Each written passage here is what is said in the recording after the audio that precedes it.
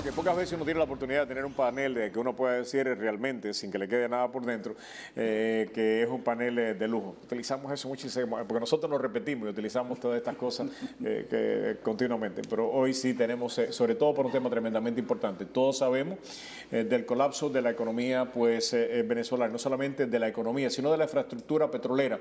Está produciendo menos, no porque quiera, sino porque no puede, no han invertido, han canibalizado todos los recursos, y esto tiene repercusiones en Venezuela, en Cuba, en la cuenca del Caribe, de una manera muy particular, y puede desestabilizar toda la región. Estos señores que están aquí, los tres están siguiendo esto de una manera muy particular. Está con nosotros un queridísimo amigo, Jorge Piñón.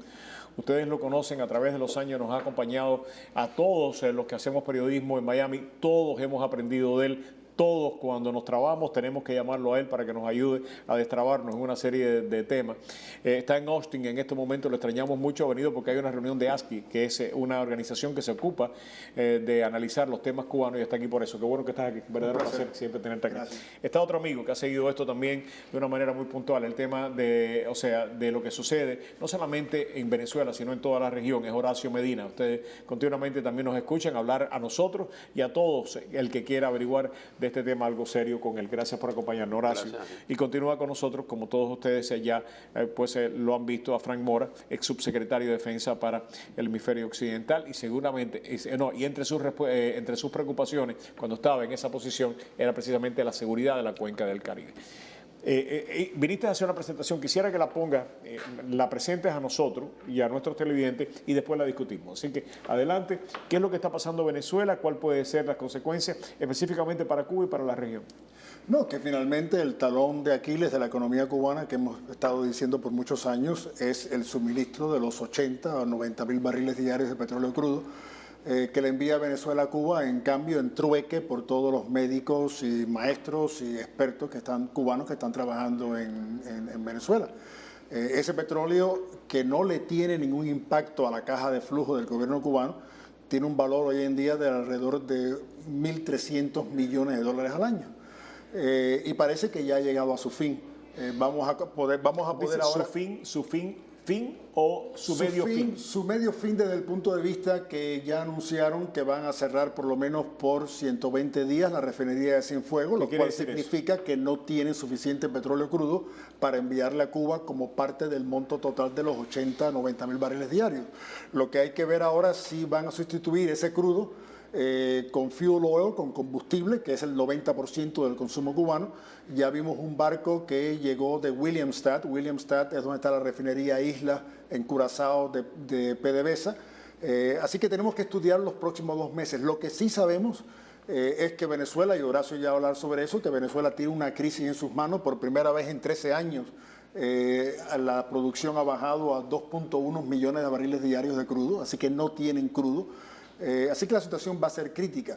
Yo creo que Cuba se está preparando para una posible desaparición de todos esos 90 mil barriles de petróleo crudo. Así que un impacto serio. Un impacto serio. Van a tener que encontrar a otro socio, que no va a ser ni Algeria, ni Angola, ni Rusia, ni China, porque no solamente no tienen la capacidad de enviarles esos barriles, pero creo que no tienen tampoco la capacidad financiera de regalarle a Cuba 1.3 millones de dólares anuales. Así que quizás vamos a ver el cierre de las refinerías y, en vez de comprar petróleo crudo, comprar combustóleo, que por ejemplo está a $33 el barril en vez de 45 o 48. Pero no, va a ser un fuerte impacto. Lo segundo que quiero mencionar es el sistema eléctrico cubano. El sistema eléctrico cubano, por primera vez en la historia de Cuba, ha superado los 20.000 gigawatts horas de consumo. ¿Qué quiere decir eso? Eso quiere decir que todas las termoeléctricas, principalmente las termoeléctricas como la Calomar del Césped, la de Nuevita 10 de octubre, la de Matanzas, están trabajando a toda máquina. Y esos son equipos, algunos todavía equipos de checoslovacos de hace muchos años. De bajo rendimiento. De bajo rendimiento y de alto consumo desde el punto de vista de BTUs. Así que yo creo que el sistema eléctrico cubano está también en una situación muy, muy difícil, y lo que Cuba no puede ahora tener es un apagón. Y me refiero a un apagón donde tengan el mismo problema que tuvieron en el 2005, cuando la planta de Matanzas, como tú recuerdas, también colapsó. Eso es para lo que es toda la industria de inversionistas que van a venir a Cuba. Ningún inversor va a venir a un país que no tenga un sistema eléctrico que sea en realidad confiable. Claro que sí. ¿Qué está pasando en Venezuela? Bueno, primero que nada, bueno, verdad, un privilegio poder compartir con tantos amigos acá en este lugar. Bueno, en Venezuela hay una crisis básicamente al borde de un caos y lo que decía Jorge, los 2.100.000 barriles, que es la producción estimada en este momento, nuestra proyección es que a final de año podría estar en 1.800.000 barriles. Wow. Es prácticamente indetenible cuando esa tendencia va a revertir la inercia en cuestión de meses. Además, no hay dinero para invertir, no se hicieron las inversiones, no existen los equipos operativos, no existe la preparación, la mano de obra especializada, el equipo técnico y profesional capaz de revertir eso en el corto plazo. Además de esto, hay cosas importantes. Jorge mencionaba el crudo que va a la refinería de Cienfuegos. El crudo que se enviaba a la refinería de Cienfuegos, y digo se enviaba porque cada vez es menos, es el mejor crudo que producía Venezuela. Una vez usé una frase que era el lomito, y Jorge me dijo, ¿qué es el lomito? Bueno, el lomito es el mejor crudo que hay en Venezuela, es el Mesa 30, después se envió Mesa 28, y esa es la producción del norte de Monagas y Anzoátegui, que es la que ha declinado de una manera más drástica en toda la producción de Venezuela. Es la razón por la cual Venezuela está importando crudos livianos, nafta catalítica y algunos otros diluentes para poder mezclar con el crudo pesado y extrapesado y poder producir por lo menos el único crudo que se exporta, que es el Merey 16. Esta situación ya hace insostenible mantener la refinería de Cienfuegos operando. De hecho, estamos viendo los dos barcos que operaban como un serrucho, va y viene, que hacían más o menos 9 viajes al mes, el Petión y el Sandino, que ahora ya han comenzado a ir a la refinería de Curazao y Amuay, seguramente a llevar full oil a Cuba, porque el full oil, bien lo dice, en términos de costo, pues en este momento es mucho mejor que comprar crudo para mantener la refinería operando.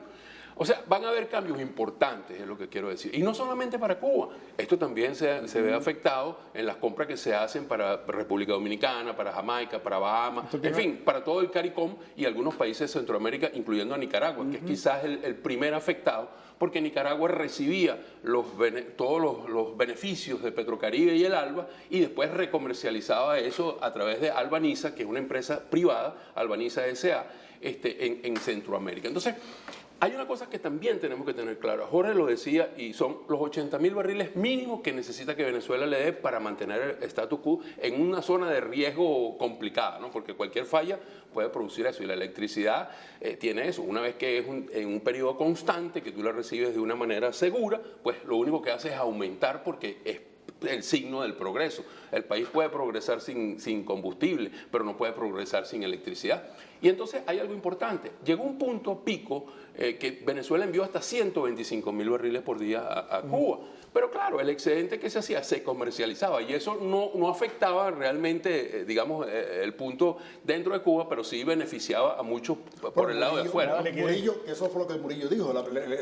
El primer comentario de Murillo es la falta de liquidez de caja y venía de las exportaciones de petróleo, de ese exceso de crudo que ellos enviaban a Cienfuegos. En el 2008 yo recuerdo al ministro de Industria y Comercio de Cuba que dijo que el petróleo había desplazado como el segundo rubro de importación de divisas de los farmacéuticos, era el petróleo. Claro. ¿De dónde? Claro. Frank, esto desde el punto de vista de seguridad nacional.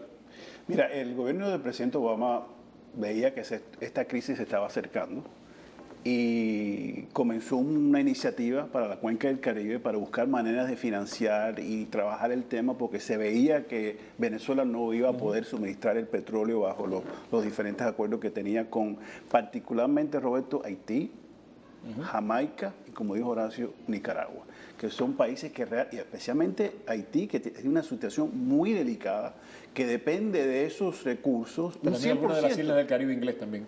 Jamaica era una de ellas y hay otros en el Caribe. Entonces, esta situación nos preocupaba porque si el día de mañana Haití no tiene petróleo, Jamaica no tiene petróleo, crea una situación insostenible en el Caribe, crea problemas de inmigración y oportunidades para el narcotráfico y otros actos ilegales, aprovechar la crisis política y seguridad en la región. Y eso teníamos que buscar maneras de buscar una alternativa al subsidio venezolano.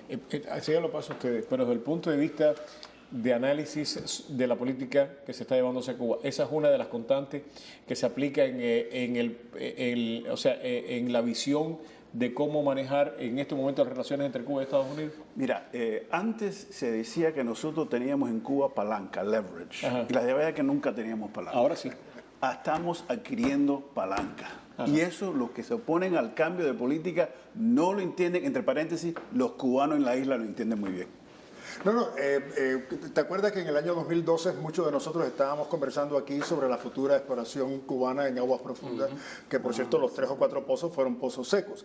Pero aquellos de nosotros que veíamos esa operación desde el punto de vista geopolítico, sabiendo que esos pozos, si se encontraba petróleo, no iban a ser monetizados por lo menos 5 a 7 años. Era el tiempo, ¿te acuerdas que tú y yo lo conversamos que iba a tomar? Desde el punto de vista geopolítico lo veíamos bien, porque sabíamos que eso podía cubrir un vacío que no queríamos que Cuba pasara por él.